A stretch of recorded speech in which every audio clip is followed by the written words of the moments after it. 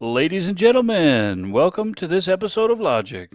If you've been following this series, then you know that we are at the point of mastering fallacies. Now, a fallacy is an error or defect in an argument. Here's a list of some 22 informal fallacies. And seen here, they're divided into 3 categories. Now, this video will explain the argument against the person fallacy. This fallacy is also known as the ad hominem fallacy. Now, this fallacy is committed when one arguer tries to discredit another's argument by calling into question personal characteristics of that arguer. The argument against the person always involves 2 arguers. The first person provides an argument, and then the second person does not attack the argument, but rather attacks the person making the argument.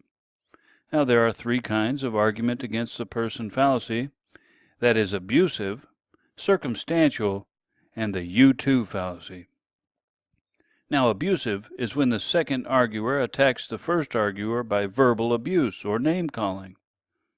The second arguer then attempts to conclude that the first person's argument is just as bad as the person making it.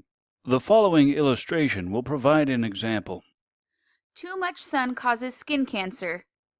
Oh yeah? Why do you say that? Because UV radiation can damage the genetic material. Wait just a minute. What? How would you know? Are you a doctor? No.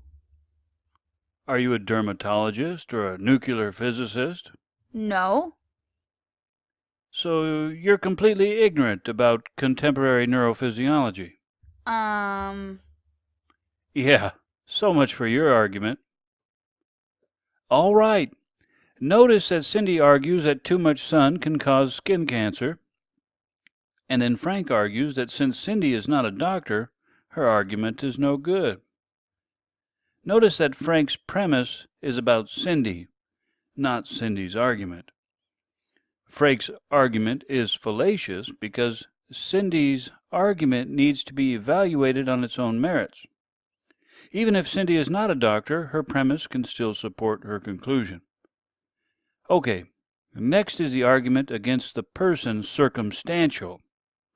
Now, this fallacy is committed when the second arguer attacks the first arguer by claiming that there are certain motivations that are causing the first arguer to make the argument. The following illustration will provide an example. All fast food workers should get paid at least $20 an hour.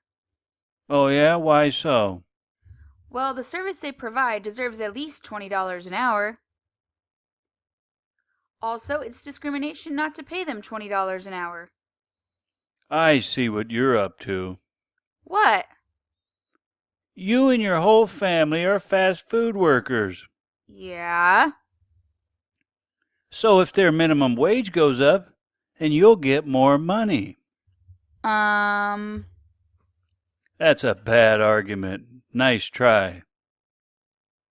All right, notice Cindy's argument that fast food workers should get paid $20 an hour.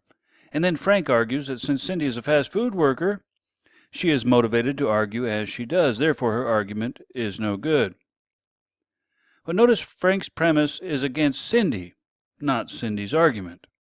Frank's argument is fallacious because even if Cindy is motivated to provide an argument, it doesn't mean that the argument is bad. All right, next, the you-too version of the fallacy. Now, this fallacy is committed when the second arguer attacks the first arguer by claiming that the arguer is a hypocrite. The following illustration will provide an example. Every driver that goes over the speed limit should go to jail. Oh yeah? Why is that? Because they cause a serious hazard to everyone on the road. Okay. Also, the speeding causes them to consume more gasoline. So what? It's the law, and everyone should obey the law. You shouldn't be talking about speeding. What do you mean? Last weekend you were speeding on the way to school. Well, yeah. Now that I think of it, you were speeding this morning. Oops. Looks like your argument is not so good after all. All right, ladies and gentlemen, notice that Frank argues that all the speeders should go to jail. And then Cindy argues that since Frank is himself a speeder, that his argument is no good because Frank is a hypocrite. However, it's Cindy's argument that is fallacious, because her premise is logically irrelevant to her conclusion.